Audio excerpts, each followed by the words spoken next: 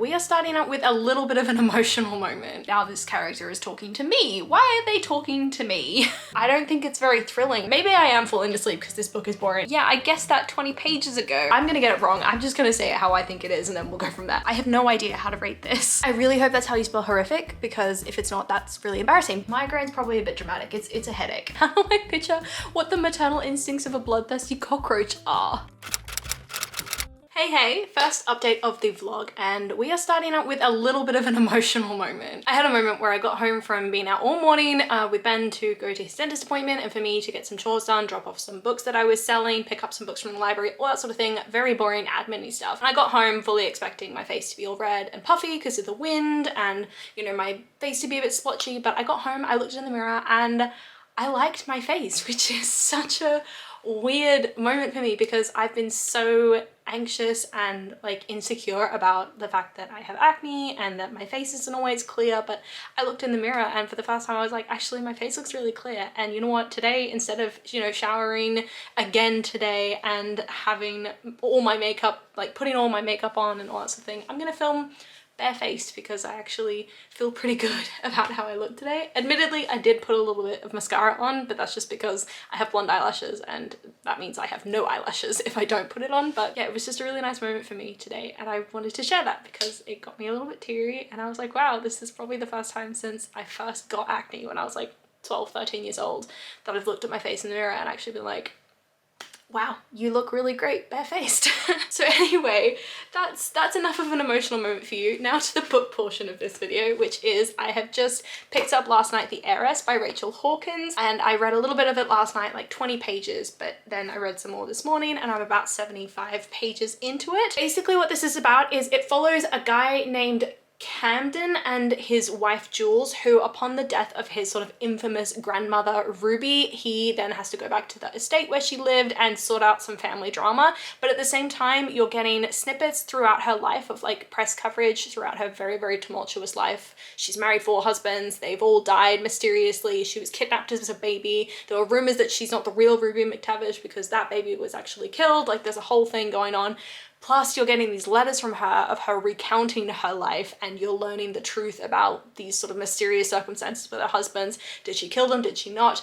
All at the same time. It's all very, very dramatic. I probably haven't described it very well, but I'm 75 pages in and our main character Camden has just made it to the old house where he grew up. He was actually adopted by Ruby McTavish, so he always has felt kind of separate to the family because they've made it clear that he's not like a real family member. But he's made it to the house to sort out her will and everything with the sort of biological McTavishes, if we're really going to go into those specifications. His wife is completely just flabbergasted by how illustrious and beautiful this estate is, so there's definitely a conflict there between the two of them on how exciting this whole situation is. And we're learning that potentially the first death of the first husband wasn't so accidental. Potentially a murder happened. Ruby potentially killed her first husband and it's absolutely enthralling. I feel like every time I turn a page there's like a mini reveal. It's super, super short and yeah, it's got really big pages but the font is absolutely massive. So I'm gonna keep reading this. We've had our emotional moment. I have got reading to do today and we will check in when I have more to say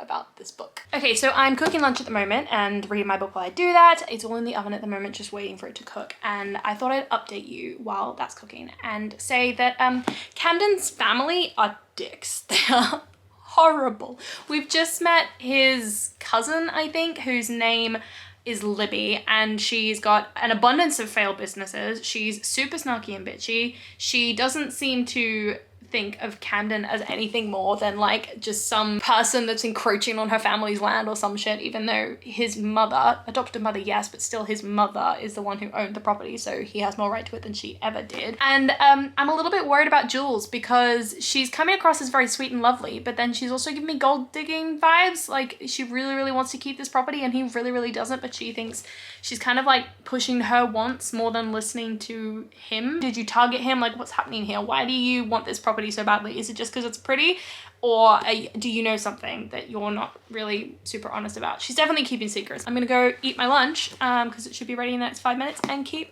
reading. Well, damn. This book definitely should have come with trigger warnings because things got really dark for a minute there. Really dark, and we're dealing with a lot of really dark, deep topics, so please, if you read this, look up the trigger warnings because 100 or so pages in, and it's jumping right in, and it is intense. I'm eating a toffee right now, so please excuse that I've got a little bit of food in my mouth, but I have to say this, the next page after my last update is literally the biggest FU to the ex-husband. It is absolutely amazing. It is female rage. It is I support women's wrongs. It is so a slap in the face to her ex-husband, and I'm in love with it. It is impeccable. Oh my god, these fancy people are oblivious. They are oblivious to the fact that they are hated by literally everyone. And I think it's probably not even like being oblivious, it's just complete and utter ignorance because they don't think that they have to think about this sort of thing. They don't think they have to worry about what these people think of them because they see these people as beneath them. But it's just like,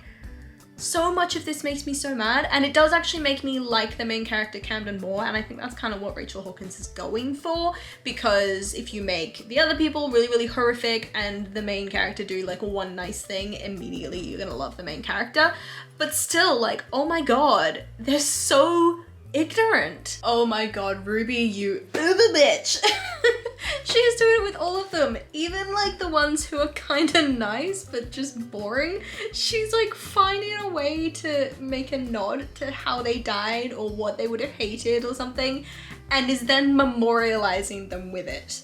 It's just, oh my god, her ingenuity. I'm in love. I'm in love with this woman. I think she's so damn hilarious. This book has stepped firmly into the line of incest. There are so many trigger warnings that needed to be had before I read this. And it seems like one of the characters that were involved in this relationship was fully gunning for the relationship to continue, whereas the other one was kind of like, we're cousins, we should stop. Rich people are so weird. Please ignore this horrific kink in my hair, because I've taken my hair out of its ponytail because it was giving me a massive headache. But we've just had a really, really cringy breaking the fourth wall moment. I don't like it. I really don't like this. I don't know why authors choose to do this when like a character has some kind of plot twist. Like it's cringy. I don't understand. It makes no sense in the context of the story. It's just weird and really takes me out of the book because I'm like, oh wait, now this character is talking to me. Why are they talking to me? You are resting on my bed, so apologies if the camera's a little bit shaky, but had to take a quick reading break because I needed to go to the shops to get myself an energy drink because I was falling asleep. It's not because this book is boring, it's just because I'm tired because it's warm in this bedroom and I'm in super comfy clothing, so it's really, really easy for myself to like just start to lull into sleep because it's just the perfect environment for it. As for this book, I'm beginning to enjoy it less, which is unfortunate because I was really excited going into it. It was a thriller, it was supposed to be really exciting. I love the mystery surrounding all the different characters, but it's turning into just this recounting of the way in which this heiress like subsequently killed off all of her husbands, and by this point it's pretty clear that she's killed all of them, so it's not thrilling in any way. Like there's no surprise about it. I'm just like learning about the different ways that she killed them, but then the ways that they died are already announced like at the beginning of the book, so you can kind of figure out how she made that happen anyway. So if that is the sum total of this being a thriller, then I don't think it's very thrilling. I think it's kind of like a mystery or even just a contemporary, really psychotic, horrible family kind of situation. It's just not interesting. Obviously we had that really cliche moment where one of the characters breaks the fourth wall as she kind of reveals that maybe she's a villain, and the next chapter kind of explains her motives a little bit more, but even still I'm like, I don't really care. Maybe, I don't know, maybe I am falling asleep because this book is boring. I don't know. I have about 100 pages left and I'm hoping something happens. Something, like a plot twist or just something to turn this book around. We'll see how we go. I'll keep reading and I'll update you at the end, or if something interesting happens, whichever comes first. 70 pages left in this book, and I'm really hoping the plot twist that I just got isn't, you know, the plot twist, because it's probably the most predictable thing ever, and it's been hinted since the beginning of the book. I don't get how it could possibly be a plot twist. Maybe the fact that everyone was kind of aware of it is what makes it twisty, but like I don't think it's very plot twisty. It's not very unexpected. In fact, it's entirely expected. I thought it was just a regular element of the story. 70 pages left, and I'm hoping that something happens. This is so frustrating. This is so frustrating. She seems to spoil all of her reveals before she reveals them. So she hints at things. All of these plot twists, she hints at them several times in the chapters leading up to the reveal of the plot twist, which means the reveal of the plot twist has such less impact because by that point you've already guessed it. So when it's revealed, it's kind of like, yeah, I guessed that 20 pages ago, and then the hints to them aren't like confirmed. So it's like, it's not exciting. It's ruining the excitement because there's no suspense involved. It's just dropping really obvious hints that then give away the plot twist. I have finished The Heiress by Rachel Hawkins, and I'm giving this one 2 stars. I'm really sad about it because I was really excited to get into this author's work. I've heard a lot of people talking about her previous book, The Villa, and saying it was amazing,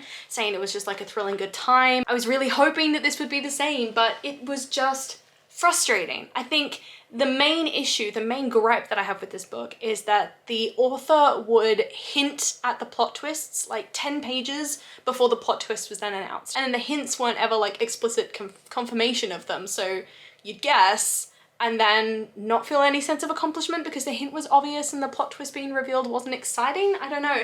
And then the final last page, you know how sometimes thrillers will do that like last page twist. The last page twist was completely predictable. It's something I guessed from like the get-go kind of. And I'm really frustrated by it because I think this could have been really amazing if the author just hadn't given it all away in the way that she did. I wouldn't have guessed all the plot twists if she hadn't hinted at them before revealing them. So that made it a really slow-paced read for me, and it made it just not a very thrilling read. It was just, for me, a dysfunctional family causing problems for each other with no real direction for why all this was happening other than they were fighting over some inheritance. There was no real larger plot going on other than all the people wanted this inheritance and they were gonna do anything that they possibly could to make that happen. I just didn't understand the point of the story either, I guess.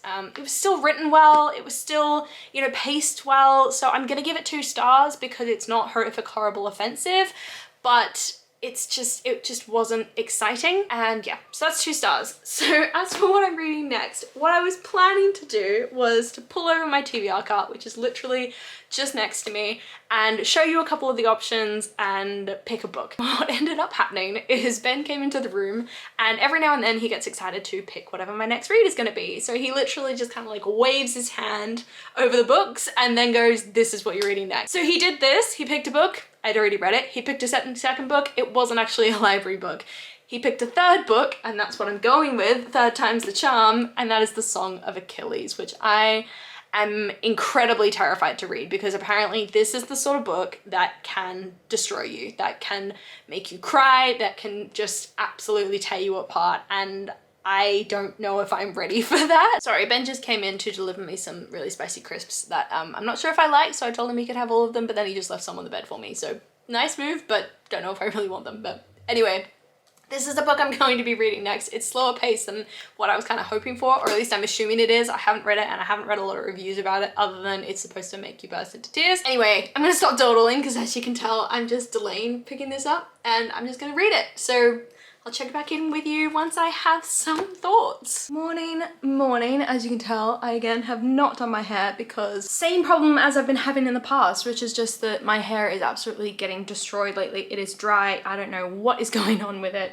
So I am removing all heat from my hair and just letting it dry naturally and trying to keep it healthy with all sorts of oils and things and just get this a little bit more alive because at the moment this is not how my hair is supposed to look. Anyway, it is Sunday morning, coming at you with an update for the vlog. I think last night I gave you the update of the next book that I'm reading, which is The Song of Achilles by Madeline Miller.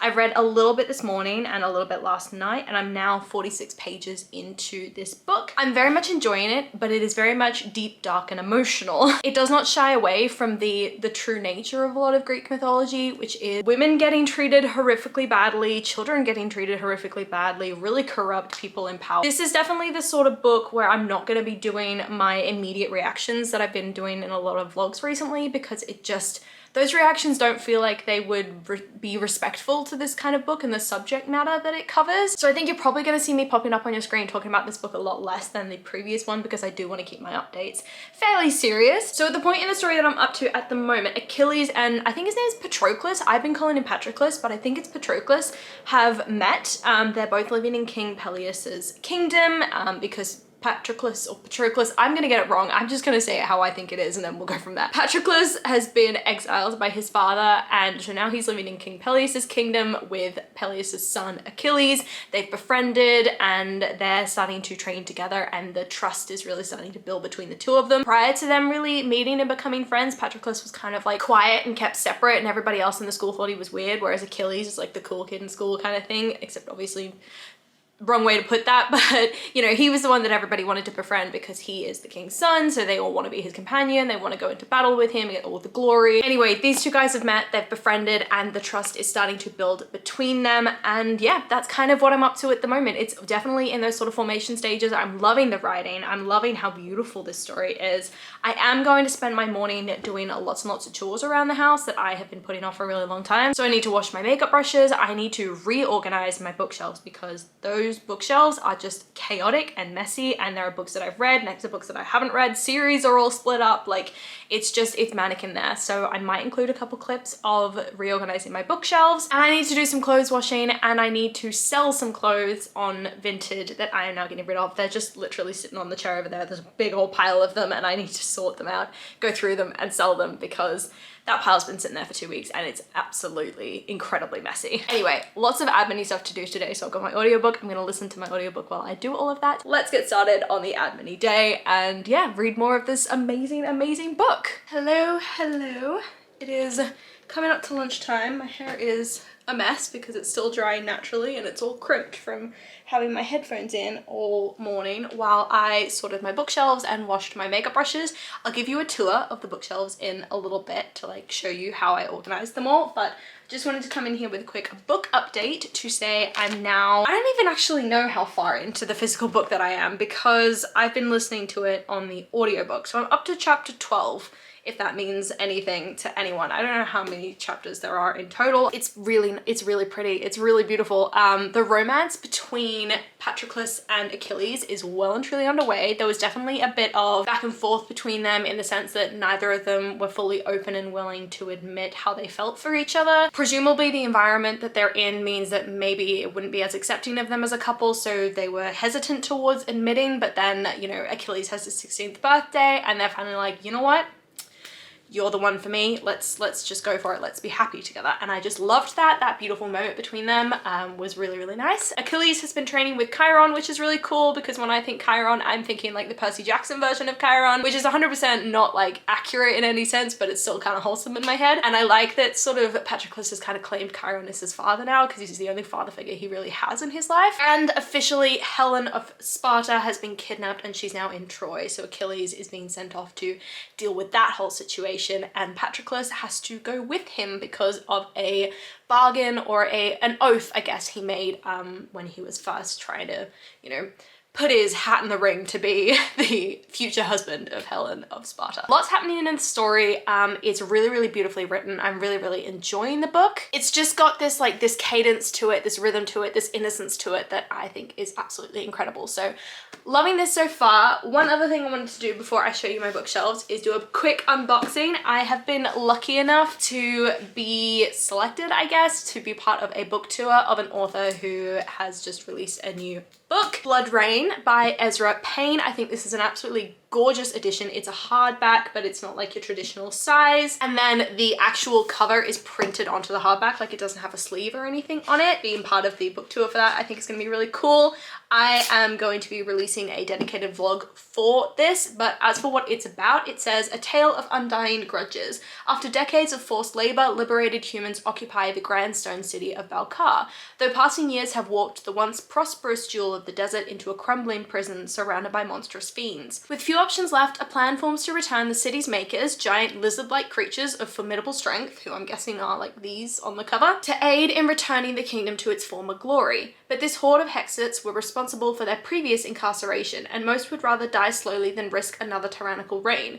Drastic change requires drastic action, and not all will support it. Noxilus and her allies attempt to reunite two estranged races, while opposed by both forces, both mortal and divine. Intriguing. I think the cover of it is absolutely stunning, and I'm excited to give this a go. So that is the sitting down portion of this update. Let me just show you my bookshelves real quick, because I'm kind of happy with how I've organized them. So I recently bought two TBR cards, and this is TBR card number 1. This is like my older one, and this has all like my library books on it, and then these like TBR jars that I use to track what I'm reading. So these are books from the library, all books from the library, and then these are all a bunch of arcs that you can't really see them, but they're all behind here, all the arcs that I want to read, and then books that I've recently hauled. So of course we've got Sarah J. Maas, House of Flame and Shadow in the back there. Then on the second shelf, we've got all of my romances that I want to read in the back here, and then a few in the front here. Then we've got the Cruel Prince series. I've read the first 2, but I want to read the last one, and they're kind of stacked in with the romances.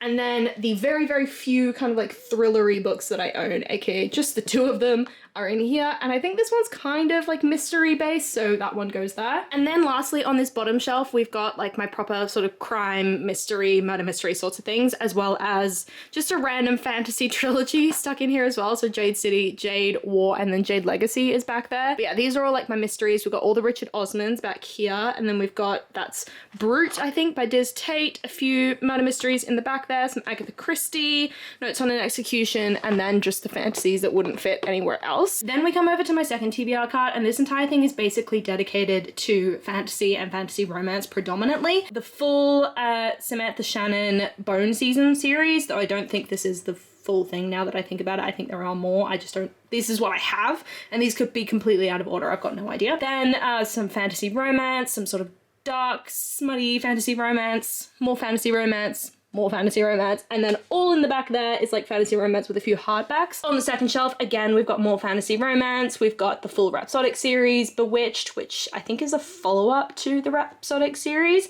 Then we've got a few like time travel romances in the back, and then the full Guild series, I think it's called, by Raven Kennedy, and then Belladonna and Foxglove in the very back there. You can't really see them, but I promise they're there. And then lastly, we've got the rest of the fantasy romance. So the Red Queen series by Victoria Aveyard, Bridge Kingdom series. We've got These Violent Delights and Our Violent Ends in the back here. And then behind you've got Hunt on Dark Waters, a few like exclusive editions that I've got, the full Once Upon a Broken Heart series. Divine Rivals is back here, Study of Drowning by Eva Reid, and then The Scarlet Veil by Shelby McHugh, which is like the spin-off to the Serpent and Dove series. So that was all the books that I haven't read. Now let's go to the books that I have read, and these go on my shelves proper. So we've got a full Sarah J. Maas section across the top here. I'll turn the camera so that you can see it a little bit more. So we've got the full Throne of Glass, and then A Court of Silver Flames because it doesn't fit down there, and then sort of 2 editions, I guess, of the House of Earth and Blood series, Crescent City. And then just on the shelf underneath, you can see the full, the rest of the Sarah J. Maas Court of Thorns and Roses series. Serpent and Dove by Shelby McHugh. So this is all my fantasy romance. The Caraval series by Stephanie Garber, which I've read.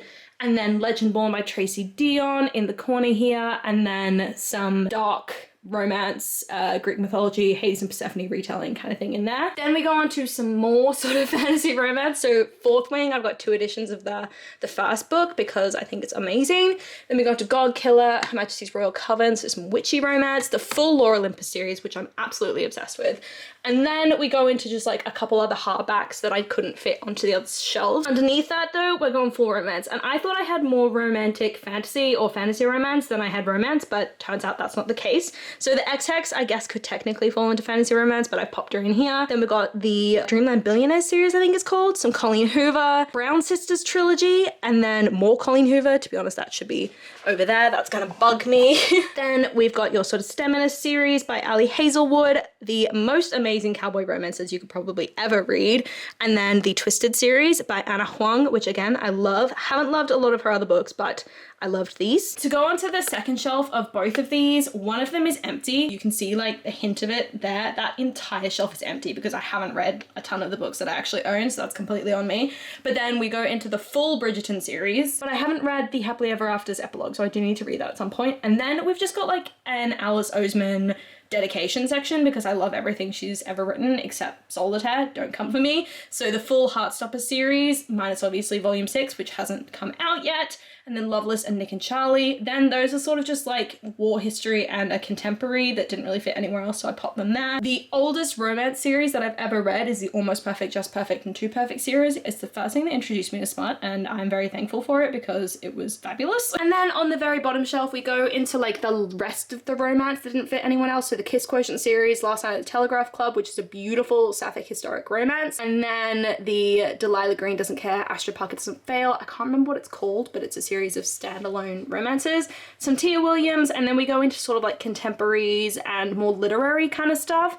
And then some non-fiction in there with fake lore, because again, I don't have many of that sort of stuff, so I just bunch it all in together. And then these are all my murder mysteries that I've read. So the Good Girls Guide to Murder series, the full Truly Devious series, minus the last one because I haven't read it yet. The Lost Apothecary by Sarah Penner. Loved that book. Didn't like the one that came after it, which is like the Seance Society or something. Sherlock Holmes, I haven't actually read that yet, but I don't really plan to, so it goes here. And then some more Agatha Christie that I have read. So that's like the shelf organizing that I did this morning. Now it's coming up on lunchtime, so I need to go and cook myself some lunch. I'll continue listening to Song of Achilles. That seems to be the best way for me to sort of absorb this read. And then yeah, I'll come in with another update when I have some more thoughts on this book and maybe show you my lunch, because I think I forgot to do that yesterday. Right, I have made my lunch. It is now 2:10 p.m, so naturally it's getting super dark outside. I've put the washing on in the flat, so that's the noise in the background if you can hear it.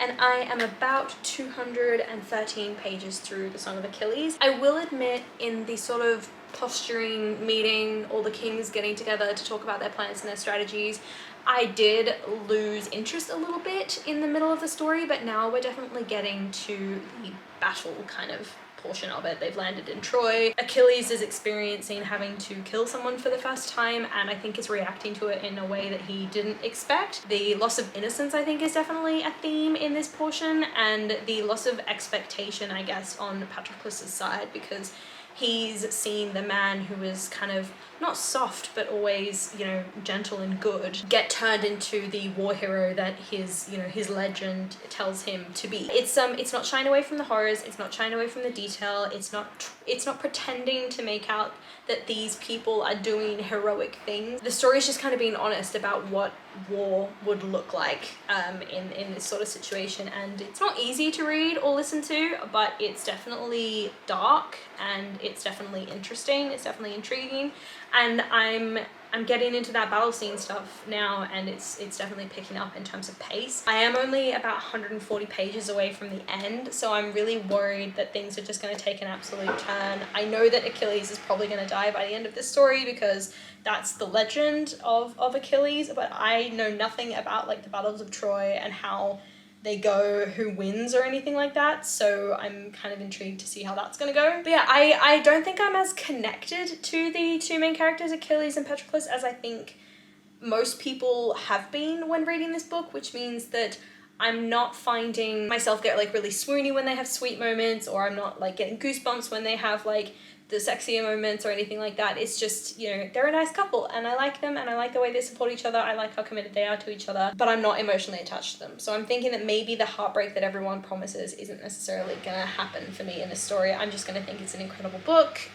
but probably not rate it much higher than 3 stars at the moment. It's definitely feeling like a 3-star read, because at the end of the day, I don't think Greek mythology is really my thing unless it's a Greek mythology retelling set in a modern context, and it's you know, real heavy on the romance, which is what, you know, Lore Olympus and A Touch of Darkness and all that sort of stuff tends to be. That's my thoughts at the moment. I'm probably going to finish this book and then give you my thoughts at the very end, but I'm sure if something emotional happens, I'll be catching myself crying on camera, as I do tend to do, because, I don't know, it's kind of funny for me to watch back and be like, wow, I got really emotional. So anyway, I'm gonna keep reading and I will talk to you in a bit. Please ignore the horrifically messy background. I've just finished The Song of Achilles and I have no idea how to rate this. I have no idea how to rate this. I felt myself getting so emotional by the end, and the last couple of chapters really just had me wanting to burst into tears because of Patroclus and Achilles and their story, and the way they were kind of kept apart by the end, and the hopelessness, I guess, that came from the end of the story, and then that just full circle beautiful ending from a place that you'd never expect love to come from, especially love for that relationship. So that particular portion of the story made me incredibly emotional, but the middle portion of this story really had me losing my attention. Like it really lost my attention. It really had me losing intrigue and that sort of thing. So I have no idea how I want to rate this, because I can understand that it's a beautiful story. I can understand how people would fall in love with it. I can understand how people would burst into tears by the end of it, because I almost did. But I just couldn't get past those middle sections, which was so important to the story because they are so character building, but also I felt were too long. I have no idea. I think I'm gonna rate this 3.5 stars. I think that's gonna be the way I'm gonna go with this one, because I have no idea. I'm so confused. I'm so confused by this story and what I feel about it. And maybe it's one that I need to sleep on. I don't know. But that is my thoughts of Song of Achilles. I think it's beautifully written. I think it's beautifully paced. I think it is a beautiful story. Taking back the thing that I said about beautifully paced, because I think it was a bit long in the middle there, but other than that, I think it's an incredible story, and I think you should go and read it. I think everyone should go and read it if you are okay with, you know, the serious triggers that are mentioned throughout the story. So please go and look up the trigger warnings, because it goes into the brutality of war. But my camera is running out of battery, so I wanted to quickly say that I want to read one more book in this vlog, and that book is going to be the Jasad Heir by, I think it's Sara Hashem. I'll put a picture up on the screen. I do have the physical copy, but it's in the other room. So I just want to say I'm going to be picking up that next. Because my camera's out of battery, I'll save the bio for what it's about for the next clip, but that is what I'm going to be reading next, and I'm going to dive straight into it right now after I have written my review for the Song of Achilles, and hopefully I can get my thoughts a little bit more squared away on what I actually think of that book. I have no idea what to rate it. I think 3.5, but I'm not sure.